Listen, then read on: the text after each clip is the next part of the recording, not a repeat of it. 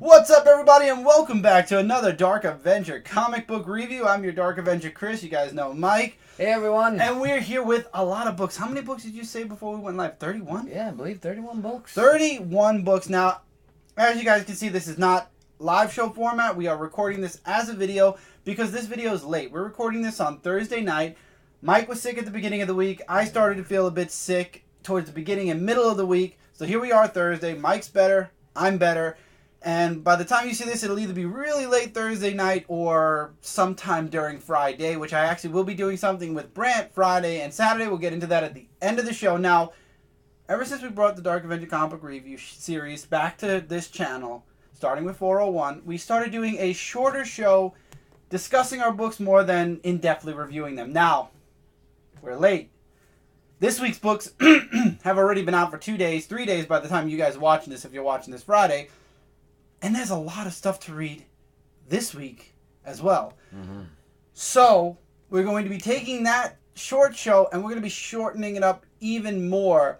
Because these books have been out for 2 weeks already. They've been discussed. Everybody knows about them. You know, we know what's happened in them by now. They're basically last week's news. Right. We want to get into this week's book. So we're going to get through this review quick. It'll probably be, I would say it would be maybe about 20 minutes. And again, this is a video instead of a live show, so we won't be interacting with people while we're doing the review.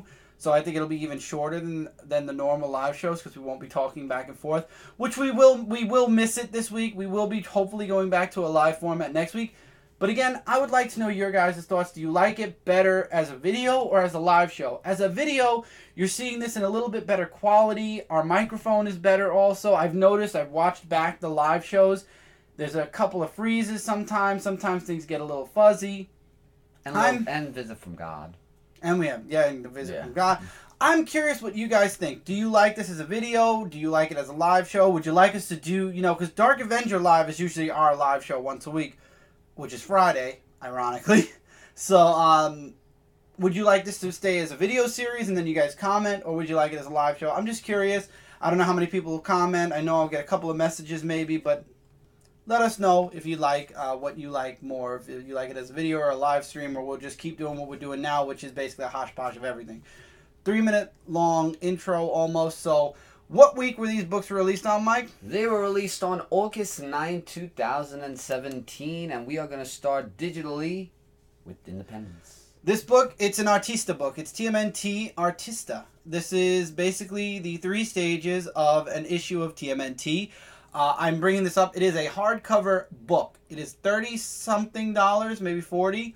If you would like to see the process of one of Kevin Eastman's original Turtle books, from sketch all the way through to colored and everything, check this book out. Really, really good. I enjoyed reading the stages of how one page went from just sketches to inks and pencils to colors and the shadings. It was really cool. Really nice notes inside also.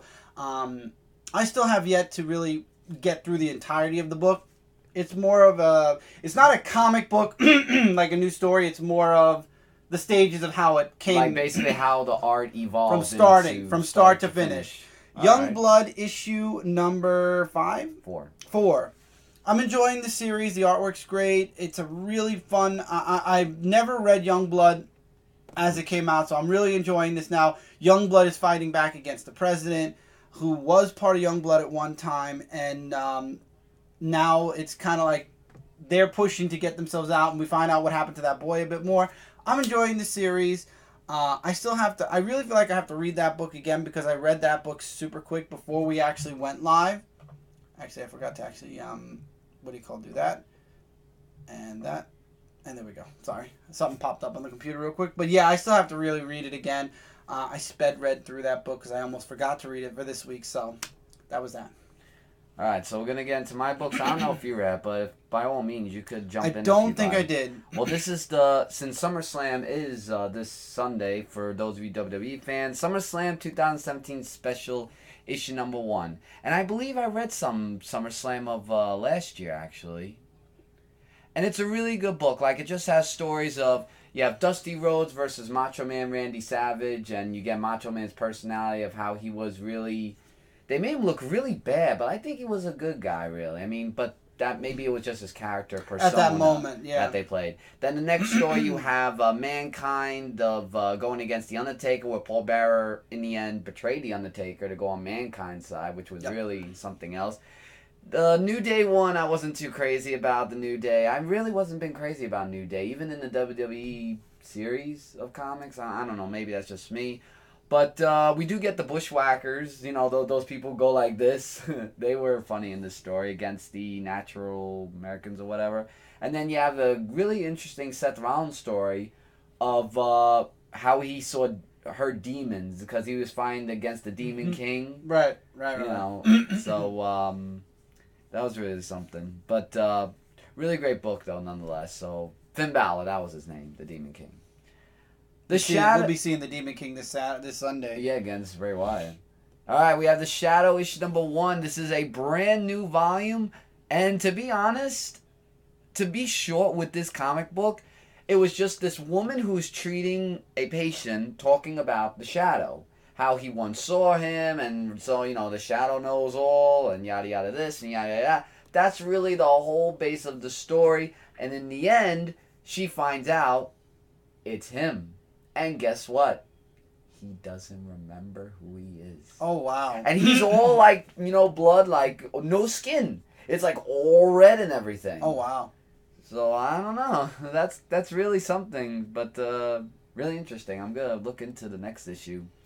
Red Sonja issue number 7. It's finally back where we get more of that Red Sonja action, where Red Sonja is trying to find out where the agent went. So they go to this professor at the university and find out about that. Meanwhile, she goes on a mission to avenge some son's death that happened. It was like a whole big thing, excuse me, of all that. But action-packed, though. I have to admit, I really am enjoying that. Spear Hunters issue number 9 of 12. I've been... it's been like a long while since I've actually read this book, I feel. Maybe. Yeah, and it's really about looking for this Indian person where he's trapped into the zone where he's looking for stuff, and there was like a romance problem or something like that. So then he comes in this dimension, and then there's just a whole... It was like really like heavy dialogue, but I forgot what her name was. Avira. She really gets... yeah. She really gets really knocked hard, but she is alive. Thank God for that. All right. Go get something to drink. Yeah, I'm gonna... I'll be right So, TMNT had 2 books this week. First book being... We're going to start with Teenage Mutant Ninja Turtles Dimension X issue number 2. New person, new witness, new story, new backstory on how this person got involved with Krang, why they want him to testify against Krang. We find out that the character is blind. This time they made it way before Hacker, way before. So really it was just the Turtles dealing with the victim, saving him, kind of bringing, reminding him that, going to testify against Krang would restore his honor because he lost honor because of what Krang made him do. And it was a really good book. I enjoyed it. And then you get to see Hacker in the last page going, well, it's a blind witness anyway, so how is he going to work as a testifier? It was kind of like a comedic kind of ending. Looking forward to the next issue there. TMNT Universe issue number 13. I called her Kitsune. I'm so smart during my haul video on Frontline. But this was Karai. Continuing Karai's story. Karai. The person who had an offer for her was talking about this sword that was held by the Foot Clan. I just wanted to show some artwork. I know I didn't show any for Dimensions, but actually the artist did change for Dimensions. I'm going to continue talking about the Karai story. So he intrigues Karai by the sword, or this ancient sword, whatever. I thought they were doing the Krang trial. This is the Krang trial. I'm talking about the other book. This is the Krang trial artwork. I want to show you guys artwork in each book. But Karai gets intrigued by this sword. She goes on a soul search. She sees this dragon who explains to her that it'll be the ruination of her. Any owner of the sword has been broken and destroyed. We also have stuff going on with Koya. And this story is really, it definitely is picking up for TMNT Universe, in my opinion. I'm enjoying it. I like the artwork for the book. Definitely check it out. And definitely, if you're interested in what's going on in TMNT in general, check out Dimension X. All right. Tekken issue number 3. We got here from... Of 4. Of 4 from Titan Comics.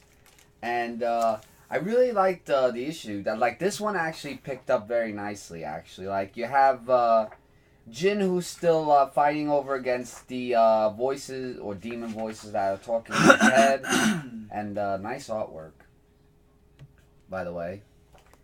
And I'm about to grab something to drink. yeah, you can go get that. But really we are awesome. so prepared when it comes to these videos. Yeah, I know, right? We had a long day. So we got like this G Corporation headquarters where Kazuya is talking about Jin and hearing these voices and stuff like that. And Jin actually meets up with somebody who actually is a mind controller. And, well, let's just say the mind control leads to somebody that goes into a higher level. And it is to be continued in the next comic book. Wow. That is what made me intrigued of saying, wow, this is going to be really a hard hitter for the next one. Definitely pick it up if you're a Tekken fan. Just wow. Okay. Okay. Next book is yours. Rose issue number 5. Rose finds Thorn. As you guys know, in the last issue, it ended with her finding Thorn. And now we, the Sir, oh God, I know his name. His name is right in the back, so I can just go right to the back here and see. Okay. Sir Dante finds out that the Queen is not exactly who she, he's fighting on the wrong side, basically. She's evil, and what she wants to do to the world is evil. And it leads into this huge fight with him. Rose actually Thorn actually wills himself through his kind of prison in order to protect Rose. You see the rebels are trying to set things up so that they can go up against the Queen. The Queen is getting ready to find Rose and to take the war to the new Guardian because Rose and Thorn are now together. So apparently she has her cat, which makes her stronger. Sir Dante gets taken down pretty hard here. But it looks like Sir Dante might actually be, because of things that he's seen in this issue, it looks like he might actually be working. He might turn against the Queen at some point. I don't know. I love this book, though. I love the artwork. Meredith Finch is doing an excellent job with Rose. This is her book. Awesome. This is truly her book. I've read a lot of Meredith Finch stuff, and I know you guys know I said that she is the best voice for Wonder Woman, but I got to be honest with you guys. Her own personal work, this is her voice, voice. And if you're not reading Rose, you are truly missing out on a very good series. Image has released a lot of great series. Rose being one, Birthright being another, and I could sit here and talk for hours on books from Image. But definitely read Rose. You're missing out on a really great series if you're not reading it. If you missed it, I believe they might be doing a trade for the first. They might be doing a Birthright thing where it's every 5 issues there's a trade. If there's a trade, get the trade. It's worth it. Every moment of it. Going into the big 2, Mr. Miracle issue 1 of 12. That's right. This is a 12-issue maxi series that will be going on for the next year. Why isn't it? I'm trying to focus. There you go. I'm probably going to be picking this up in trade, reviewing it obviously digitally. This issue introduces us to Mr. Miracle, and apparently it looks like he tries to kill himself in this issue, honestly. Really? And what happens is Orion finds out. He shows up, and he kind of gives him a bit of a lesson. He keeps punching him, knocking him down, and saying, stand up. And, I guess it's trying to toughen up Mr. Miracle again. And Highfather makes an appearance in this book as well, trying to talk up Scott.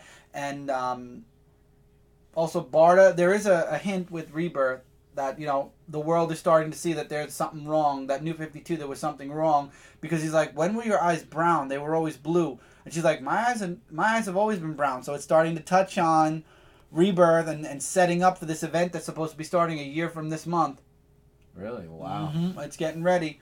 So I'm really liking they're starting to set up for the better. where the rumors are that whatever it will happen, whether the DC universe stays the same, the Dr. Manhattan stuff is going to be dealt with. Oh, you mean that part? Yeah. Mm-hmm.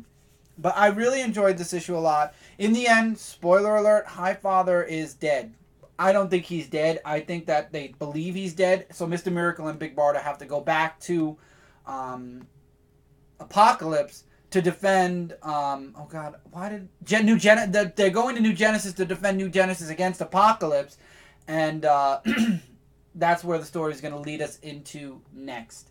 I believe Highfather will be alive. There is hints in another book that Highfather is still alive. We'll get to that, but I'm enjoying this miniseries. I don't know if it's canon with what's going on in DC currently, or if it's taking place during Rebirth, but either way, it's a really fun book. All right. This is the book that finally pushed me to go back to this series physically. As a matter of fact, I went back. I know I stopped at issue 7.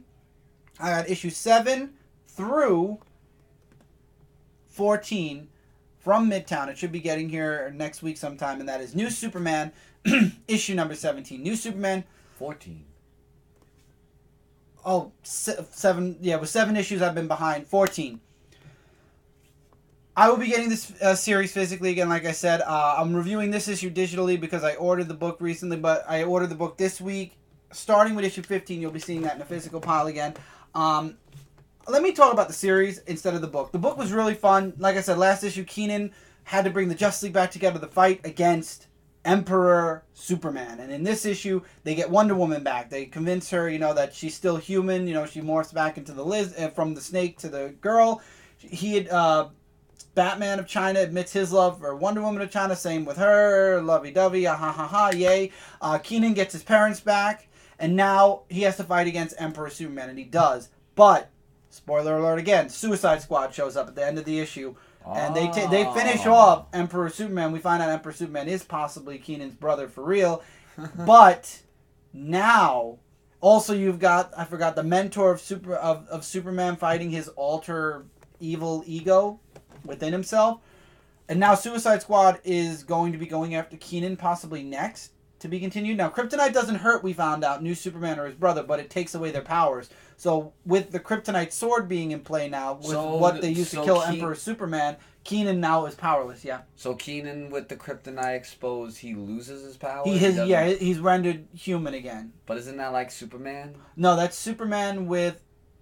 Oh, no. Red Kryptonite effect. There's no Kryptonite that takes Superman's powers away permanent. Right.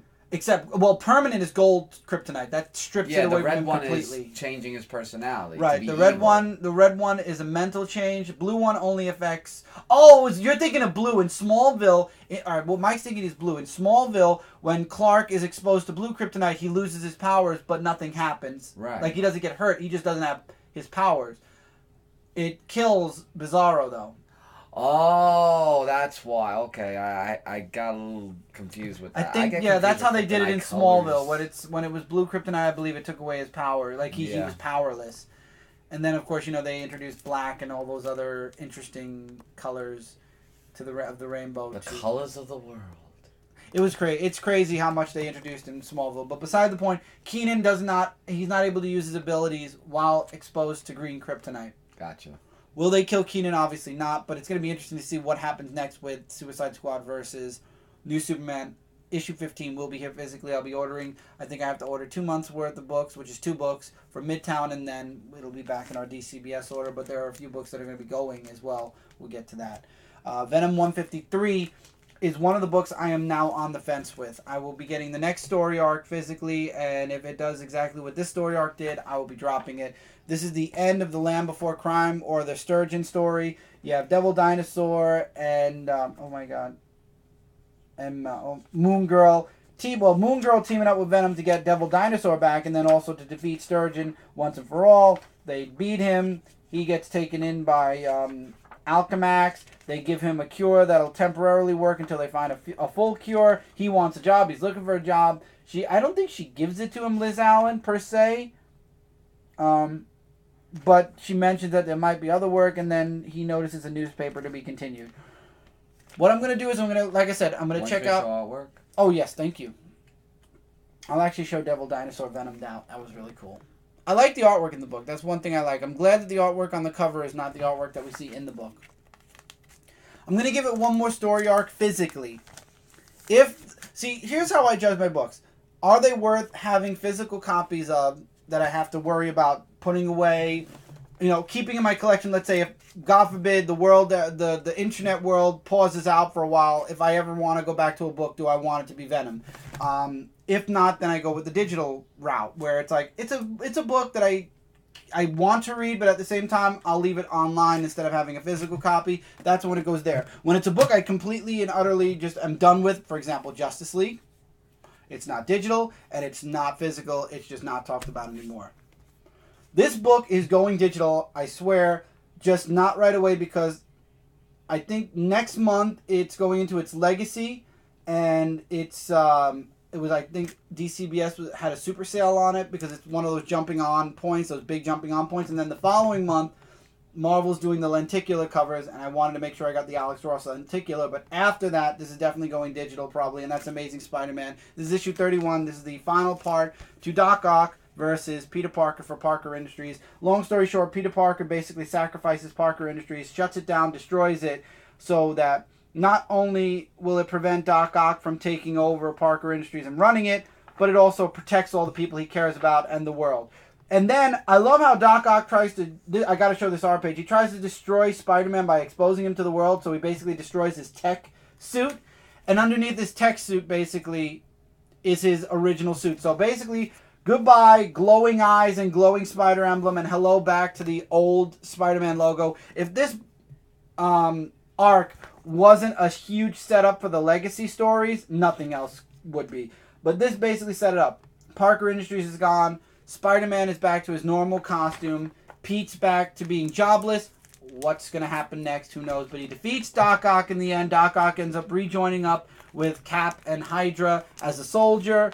And Pete's, I believe, going to be showing up probably towards the end of Secret Empire because Aunt May sees Spider-Man. She's like, there's a lot going on in the United States. You need to be there to help the other superheroes. So, bye Hong Kong, I guess, because Parker Industries is officially... And I'm sure, Tevia, you're smiling from ear to ear, but Parker Industries is no more. Yeah, cease to exist. Yep.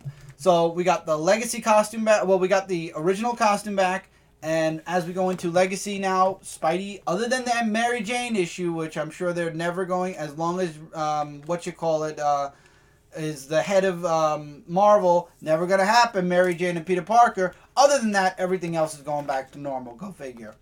Edge of the Venomverse 4 introduces us to Logan.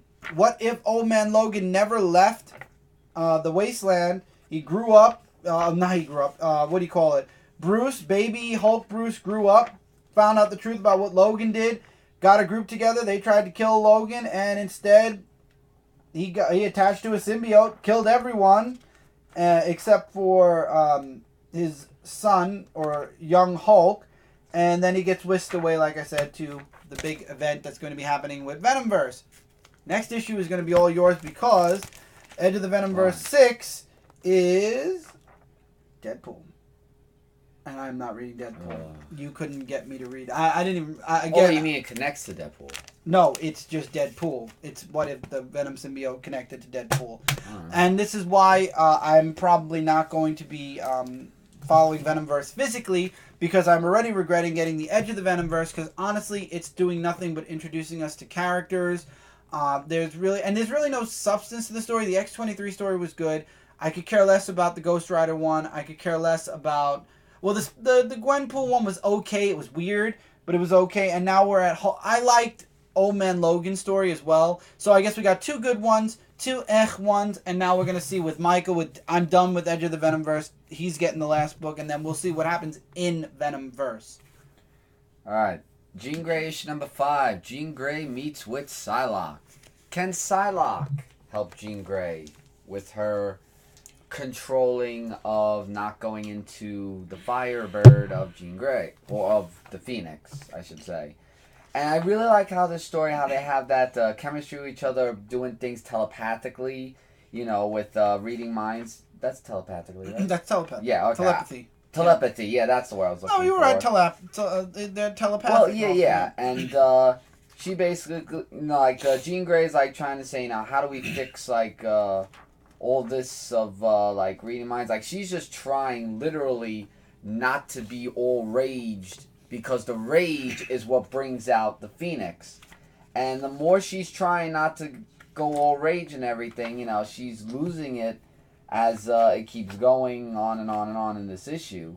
So, with that, she just has no choice. I also like... the Banff shows up. Pickle. With his words and stuff like that. So, he helps out a little bit in the book as well. With Psylocke, who tries to help Jean Grey with fighting and everything. So, it looks like next Jean Grey is going to meet up with Stephen Strange, known as Doctor Strange. So that's going to be really cool. So what I like about Dennis Hopeless's writing in this is that I know that what he's trying to do, like he's trying to show what it would be like if Jean Grey didn't turn out to be the Phoenix. And I like how he's making it like evolving, like saying I'm not going to turn into it, and you know, it just doesn't happen right away. It's Jean knowing her future, basically. Exactly, but she's not getting into that rage mode yet. But, now, this is a book that's definitely going digital, and that's Hulk issue number 9. Physically, I'm just, I'm in, alright, how do I explain this? I'm enjoying Hulk, but not enjoying it so much that I feel the need to have a physical copy every single month.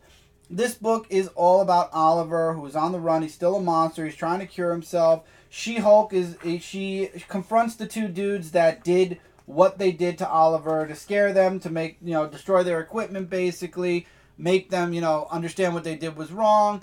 And then basically now she's on the hunt for Oliver to try to find him before Oliver gets hurt.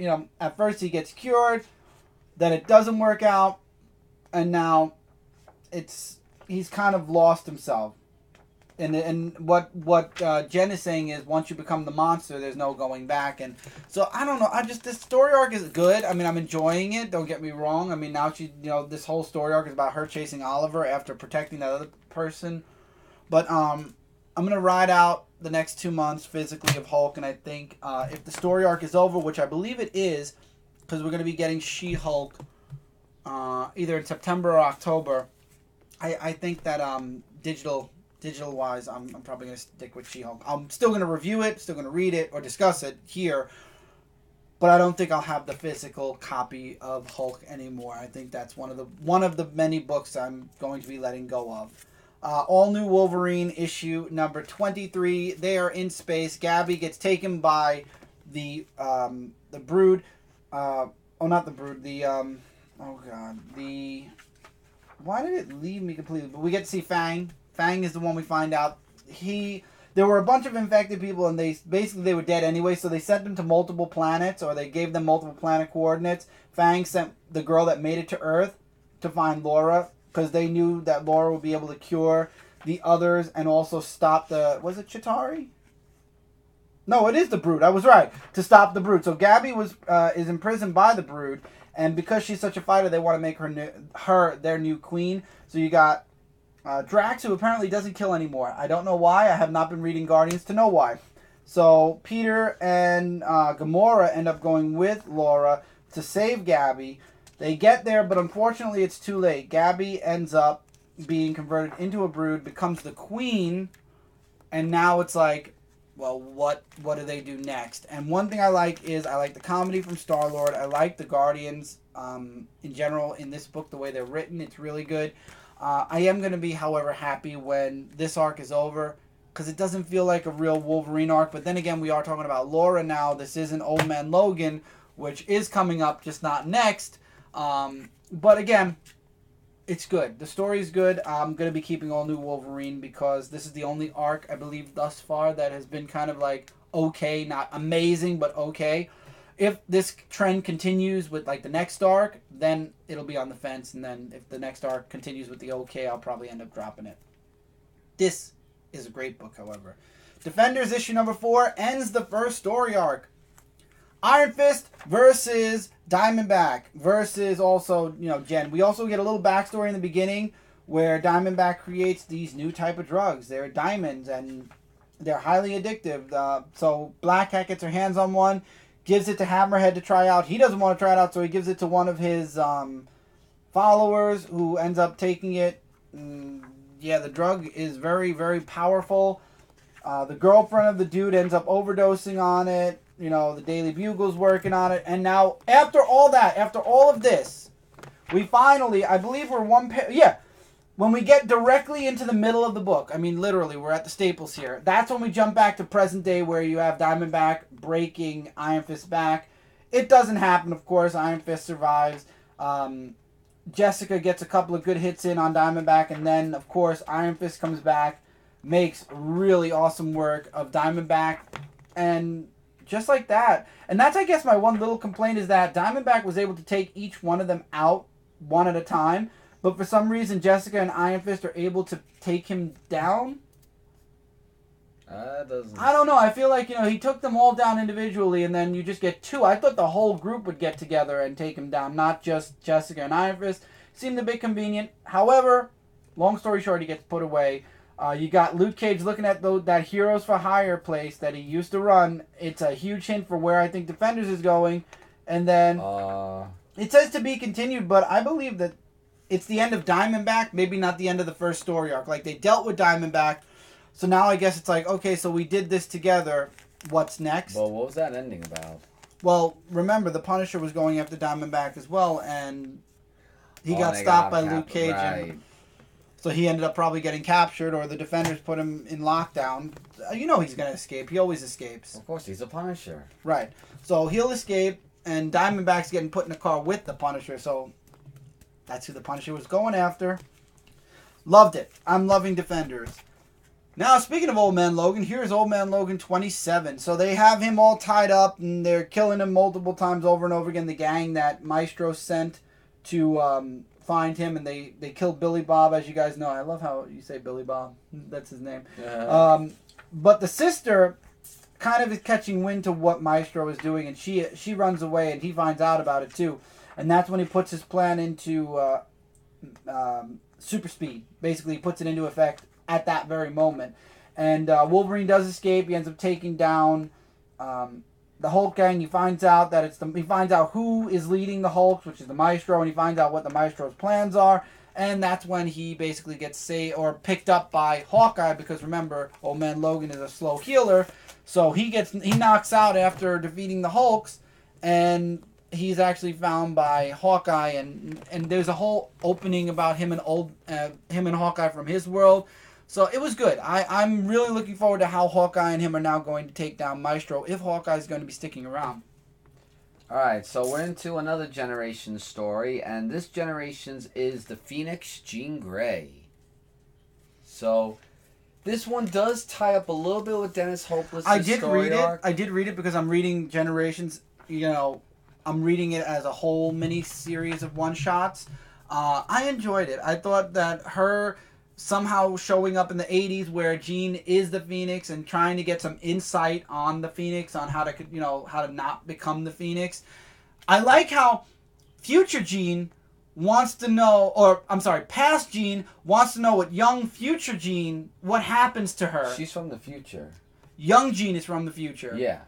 But for her, this is her future. Yeah. It's a huge, eye-crossing, head-exploding moment where it's young Jean from the present day going back in time to when she is an adult. So it's like the young version is the one that's in the the one that traveled back in time. Right, and what she's trying to explain to her is just saying, about how she's a Phoenix, and she wants to ask her about the Phoenix, but she's just saying, she avoids it until they go into space. Right. Finally. Well, not that. Well, that's where they could talk about, just in space. And they're going, clubbing and everything, where she's trying to avoid the question.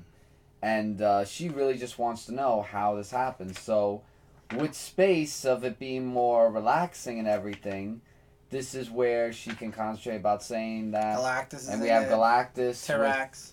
Yep. These two that are in this. And they try to fight off against them, and then it's just Phoenix just takes him out with just really one hit, But this also hints that Jean is something else, because you could see that she has a different aura to her. Right, but Phoenix took a hell of a hit from Galactus, but luckily with Jean Grey using her telepathic powers, gets to defeat Galactus. So, in essence there, and also the Watcher. Now, this is what I'm confused about. I thought he was dead. He was. This is the past. Oh, that's the past, right. So the Watcher appears in this book. I like seeing the Watcher, And she just says that, that the conversation of all of what happened between you and Phoenix is unknown and everything. And, yeah. So it's just, and when she says, I know we'll meet again, that's where Jean Grey issue number 8 in October.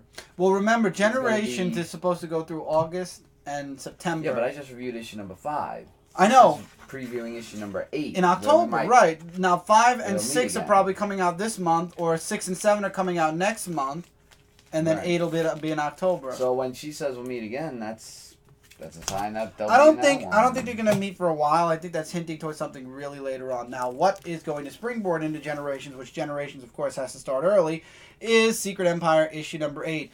Captain America, aka Falcon Captain America, gives a speech as Captain America to bring hope back to the world, to empower people, to make people want to fight back. And Carol wants to fight back against the Shield. You have the people that are stuck in the Dark Zone or whatever, that under the dome in New York, that want to break free from the dark matter universe. And Falcon has a piece. We find out they get a piece of the Infinity, not the Cosmic Cube. And if he gets close enough to both the Shield and the dome that's over New York, he'll be able to kind of destroy both by willing it. What happens is things go bad all around at first. Things start to fail. You know, Falcon gets taken down. The Shield doesn't go down. The Dark Matter Zone doesn't go down. But then all of a sudden, once you hit the middle of the book, when hope is all lost, all of a sudden things start happening. We have what's her name that shows back up again? Quasar. There we go. Sorry, there was a bit of a freeze in the video. So we have Quasar that ended up showing up, and she actually helps take down the Shield. So the Shield gets taken down, and then we find out that who's the reason why the dark matter is over Manhattan.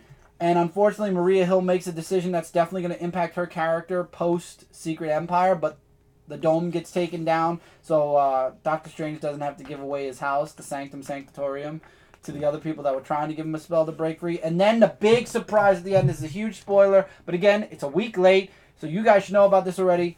Bucky's alive. He was saved by Namor, and Namor playing the role of working with Hydra was all a farce.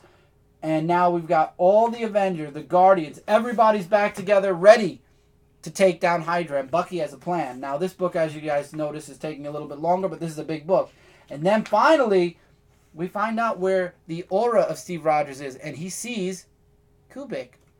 So wherever he is, Kubrick is too.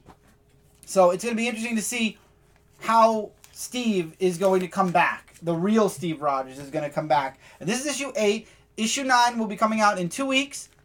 And I hope issue 10 follows the week directly after. I believe it is, because Generations is in September. I don't believe Marvel Legacy starts. It doesn't. It doesn't start until October. So I'm hoping they don't make us wait like 3 weeks to get to that last issue of Secret Empire, because that would drive me absolutely batshit crazy. So I'm hoping with issue 9 coming out in 2 weeks, or, well, we already have this week's book coming out next week, which will be 2 episodes for you guys, though.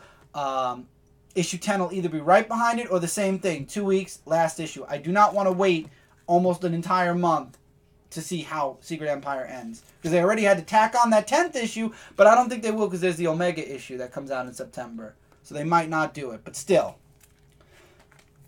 Now, no longer, this is delayed. This was delayed for a while. Justice League, Mighty Morphin Power Rangers, they are in their universe. You've got the Justice League and half the Rangers fighting Brainiac, and you've got the rest of the Rangers and Wonder Woman trying to convince the world, you know, that they're there to help. I liked it. They free Cyborg, which Cyborg was under Brainiac's control in the last issue. They find Angel Grove, bring Angel Grove back to Earth. They get Alpha. They end up saving Alpha as well. The Rangers that are on Earth that don't have their power coins back yet get their coins. And now you have Giant Alpha thanks to a mix-up with Lord Zed.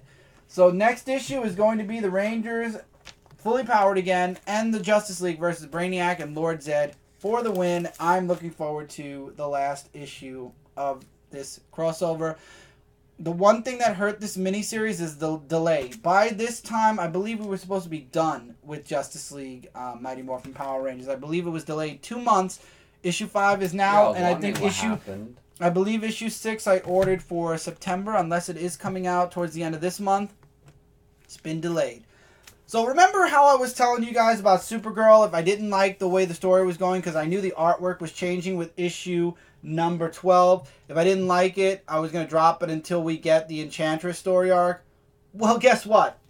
It's the Enchantress story, the Emerald Empress's story arc. So Supergirl got shot in the last issue. Apparently, it was a huge illusion, and now her powers are kind of in whack. Like, she has no control over them. Like, she all of a sudden got, like, super jacked up in powers. But guess what? The Fatal Five is being formed somewhere else with Emerald Empress.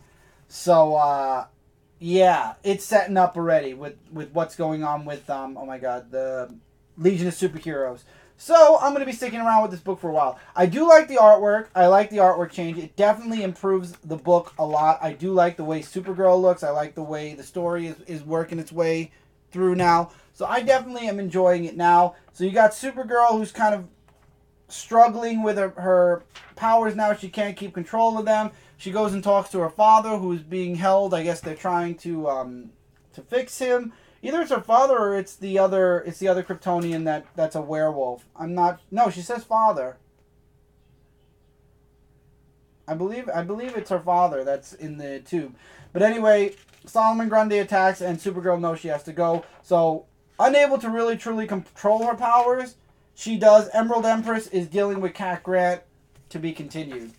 Lots of cliffhangers going on, but the point of me mentioning this is we are in the story arc I was waiting for, number 1. The artwork is good. Story is definitely interesting. Supergirl has definitely picked up. So with new Superman coming back to my physical pile, I have not dropped any Superman books as of this point. Once I get all those back issues of Superman, new Superman.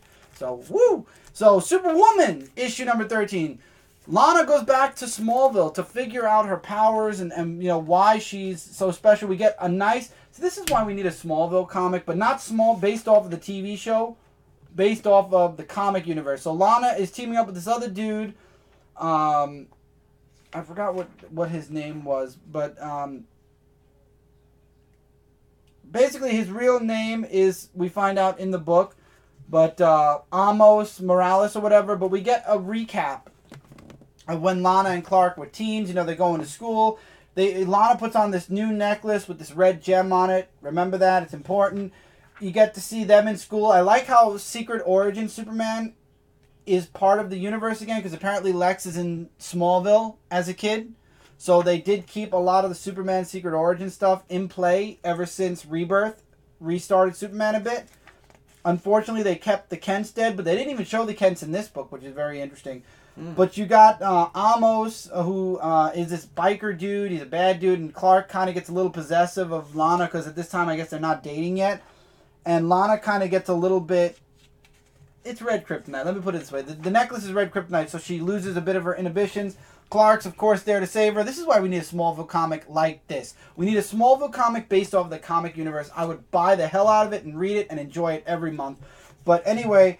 Amos is knocked out. Clark kind of admits to having feelings for Lana. Lana kind of gets impulsive. However, the red gem we find out is kryptonite because it hurts Clark and something happens to Lana. Fast forward to the future, we find out that the monster that Lana is fighting with against Lex is Amos, who has found a way to enhance himself with Red K.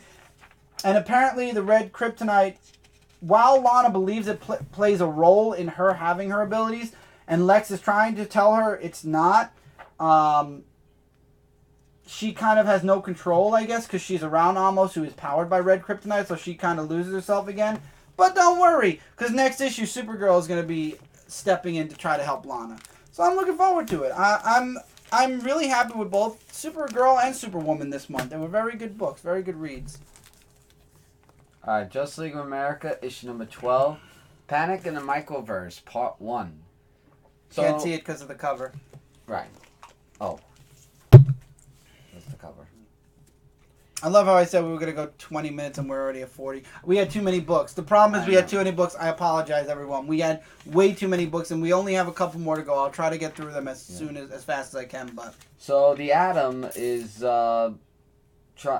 sees that Professor Palmer had the signal that was found, and he's trying to say, with his help from the Justice League, that maybe they can find a way to bring him back into the regular verse. And Batman's like saying this is a risky job to do of, going micro into the microverse. And boy, oh boy, a microverse of finding that signal was a really huge challenge for the Justice League. And like I said, lots of risks were taken for this one. And as they were trying to look for Professor Palmer, in the end of the story, we don't know if that's Professor Palmer behind this robe. But he has an atom belt. So it might as well be, but we don't know. We're going to have to see who is under the hood next issue. I think the next two books I could sum up pretty quickly. Titans, issue number 14. So there's a traitor among them. And we find out that it's not Garth and it's not Lilith. But everybody has a suspicion. So basically, borrowing a machine from Spyro, Nightwing is going to test all of the Titans to see which one is the most likely to have kind of ratted them out to Hive. Donna finds out that Roy likes her and that Roy started a fight with Wally over her, and she gets pissed off at both of them. We find out that Garth, there's these three girls from Garth's old magic school that came to attack them and want to bring Garth. They are kind of obsessed with Garth, so the Titans have to end up fighting them. Garth, using magic, which this is a nice page, is able to take them down. But now, while Garth and Lilith are really getting close, Donna and Wally kind of separate a bit because of what happened with Roy. You've got I think it's Cave Boy, if I'm right, and Wasp's husband going to find, intruding on a Hive secret base to get her memories back. And then you've got Lilith, who went back to Fismont to figure out who the traitor is, because obviously it's not Lilith. She's doubting herself now, but she's like, what are you talking about? What were you trying to tell me before about the dark future? And then we find out who the traitor is at the end of the issue, and it's not Lilith, it's not Garth. Spoiler alert, but not really, because it's not really a huge spoiler. It's been a week late already. It's Nightwing. Nightwing has been compromised. So next issue will be Nightwing versus the Titans. Hal Jordan and the Green Lantern Corps, issue 26, is what happened after the last issue, how the Green Lantern Corps is kind of coping with, John being kind of down on himself because they lost the treaty with the Yellow Lanterns, and Hal and Kyle kind of like, Hal making sure Kyle's okay, and Kyle kind of still beating himself up about Saranic and the Yellow Lanterns leaving. And then there's a distress call that comes out. One of the other Lanterns has a nightmare, and he's also somebody who can see the future. Orion shows up in a newer outfit, which is weird. I guess the artist didn't talk this past week when it comes to Orion on Mr. Miracle in here. But he ends up showing up. He gets into a conversation with Hal and Kyle talking about needing the White Lantern, which Kyle no longer is the White Lantern, and that there's a problem on New Genesis and they need the Green Lantern's help. I believe this is leading into what's going on with Mr. Miracle, possibly. He ends up getting hurt. They take him to a planet to heal him, which is a mistake because that basically just led all of the trouble to that planet. To be continued.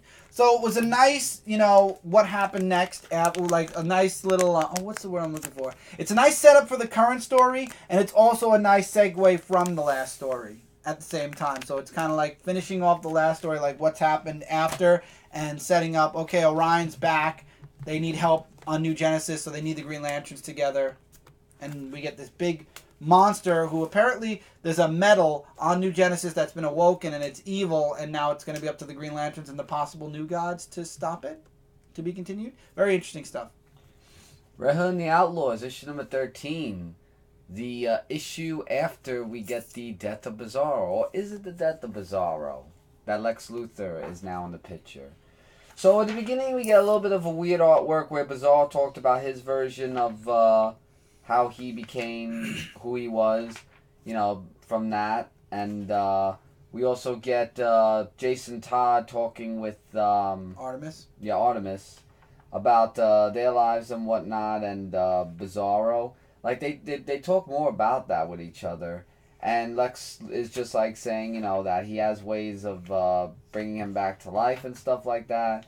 And then we get more of that mushy artwork with Bizarro, but it's all in his head, basically. It's all in his head, but he says how he admires Red, who is Jason Todd, and just, you know, how him and Artemis treated him like paying attention to him, because not a lot of people paid attention to Bizarro, which is how he was growing to hate a lot of things, including Superman. So, with that, as the issue continues, Lex tries to fix Bizarro with injecting kryptonite or some type of kryptonite serum into... kryptonite. Yeah, that's what it is. To help bring him back. So it did help bring him back, and it was a success. But let's say a little bit too successful. More of a normal Bizarro, not the whole of like me and stuff like that. So basically it's Superman in Bizarro's body kind of deal. Basically, yeah. We know it's not going to last. Well, it was good to see Bizarro a little bit. I mean, I take a glimpse of him and go like, what? Okay. Last two books are the big books of the week for me from DC, and that is Detective Comics 962. Jean-Paul is put into the Batman suit that Lucas made for him, which basically puts a new AI in his brain, which Lucas is, or not Lucas, which Jean-Paul is not too happy about, because now, on top of having what you call it in his head, having Ascalon in his head, he now has Batman in his head as well, and they're fighting each other, and now it's all part of his psyche, and he's not happy about it. He's pretty pissed. And I love how Batman, Zatanna, and the others show up because Ascalon is attacking the base, and that's when we get to see Azrael in his bat suit. And I love how he's like, this will be your downfall, because that's where it was Batman Downfall, where Jean-Paul actually put on the Batman armor. So anyway, he ends up fighting Ascalon. The fight goes on for a bit. We find out that not only there's that Nuzzo guy who Jean-Paul was trying to protect. He admits to Nomos admits to Jean-Paul that it's his father. That's the reason why he was brainwashed to become what he is, and also that Ascalon is his brother. And that's when Batman, Ascalon, it looks like he won, but that's when Batman uses Zatanna and that spear to give it to Ascalon to kind of, she's like, you know what, you're ignorant to what's really going on. So they give him the spear, and it gives him all the answers to all the questions of the universe. And that's when the boy leaves the machine and becomes real, and now the machine is kind of his guardian, I believe. And before they leave, because they decide they have to leave because there's a lot to do, one thing Ascalon does for Batman before he leaves is, you have a question. He says, you have a question, Batman. You have a great pain for a loss recently. And he's like, yeah. He's like, I have news about that. Timothy Drake is alive. And he disappears. So now Batman finds out that Tim is alive. But where is he? And that's what he's talking with Jean-Paul about. Jean-Paul also doesn't want to wear the bat armor. He's having Lucas fix his Azrael costume. Obviously, he's gonna stay as Azrael because that's how it should be, and that's how it was before the New 52. So he's gonna stay Azrael. He has the Batman AI in his brain now as well, which is good because the Ascalon one is gone. But now Batman's worried. What is strong enough to hide Tim Drake from the world's greatest detective? And he's worried because now how is he gonna find Tim? And where is Tim? And this is a great threat. And this is again leading up to where we're going to be a year from now. And finally, Action Comics 985. I don't know why. Oh, it's not Mr. Oz. I'm sorry. And we get this really interesting. If you look really close, you see the face there. This was kind of... the only reason why I did not like the series is because this is the bad guy that took away Superman's powers in the New 52. He's the reason why Superman lost his powers, because of the solar flare, which... Thank you, God. Thank you, God. It doesn't exist anymore. It never existed. I'm so glad that they did that. But anyway, Superman is just being Superman right now. And then there's an attack somewhere. He shows up and finds out that this guy's being brain controlled here by a device on his neck. And the device is actually from LexCorp. So what does Superman do? Goes directly to Lex Luthor. It's a classic Lex and Superman stare-off. However, Lex is the victim. And now, this is where Rebirth comes in, because Superman and Lex Luthor are, decided, Lex is part of the Superman family at least. The team-up begins. And they end up tracking where the main signal came from. They get attacked. Long story short, they find the guy who is the actual leader. But Lex ends up getting tagged by the device and ends up getting controlled to be continued. I don't know. I just don't like seeing this villain, because he's the villain that was the reason why Superman lost his powers in the New 52. It doesn't seem like a really... this story, I feel action has been... And Lois even says it in this book. Superman has been through so much. Mitzelflick first. Then you had the Revenge Squad. And before that you had... I forgot what else she said. There was something else that was... it was the Revenge Squad. It was Mitzelflick. And...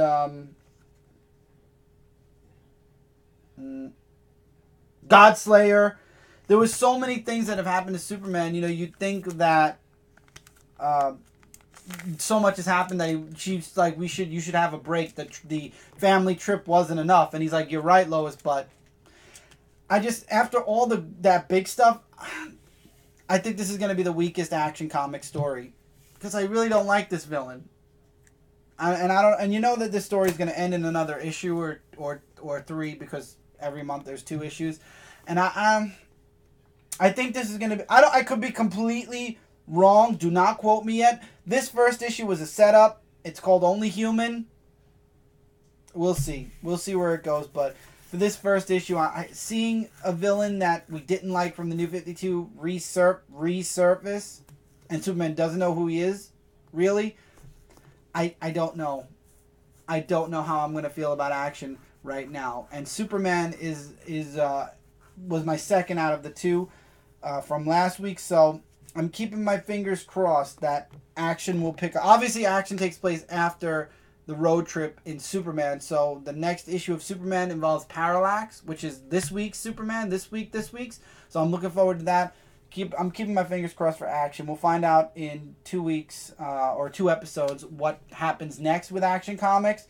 I'm just a little bit nervous with what comes next, because I'm worried. This is the weakest Action, and that's not saying it's bad. It's still an okay story, but it's the weakest since Action Comics returned, so to speak. So I'm hoping that the next issue will be better, but still, Action Comics is still a really great book. I definitely recommend it. Maybe this will just be the weaker story arc. Every series has a weak story arc every now and again. This one might be it, or it might get better as the story goes. We'll find out. But anyway, that's it for this review, guys. As always, now it's your turn. Let us know in the comments below what you thought about all the books we talked about here, recommendations, likes, dislikes, agree, disagree. Today's Friday. Brant and I, for the next 2 days, will be doing The Defenders. We have 4 episodes, 2 a day, 2 on Friday, 2 on Saturday. Each episode will be for 2 episodes of The Defenders. We'll be doing it tomorrow, or today and tomorrow. We'll be concluding on Saturday night, and we'll be covering that over on Comic Frontline. So if you are interested in sitting with us and watching the Defenders along with us, come by. We're going to be doing all 8 episodes in 2 days, 4 a day. Other than that, look forward to a haul video on hopefully Saturday from me. Unless, because of the Defenders, I put it off until Sunday. So the haul video will be up on Sunday on Comic Frontline. And we are going to try our hardest to get the reviews. I mean, this week was late. We're going to get the reviews back to Monday by next week. We'll see if it'll be a live show or if we're going to do it like this again as a video. All depends on how things go. But we're going to really try hard to get that review back on schedule. We don't want to, once it goes off for a couple of weeks, it just stays that way for a while. So we're going to fight our hardest to get everything up to date. Like, literally, this Monday will be the next review. So you guys will only have like 2 days. You'll have a weekend. And then the next Dark Avenger comic review should be up. Till then, guys, take care. Keep reading, keep collecting. And we will see you guys really soon in the next video. Hey, everyone.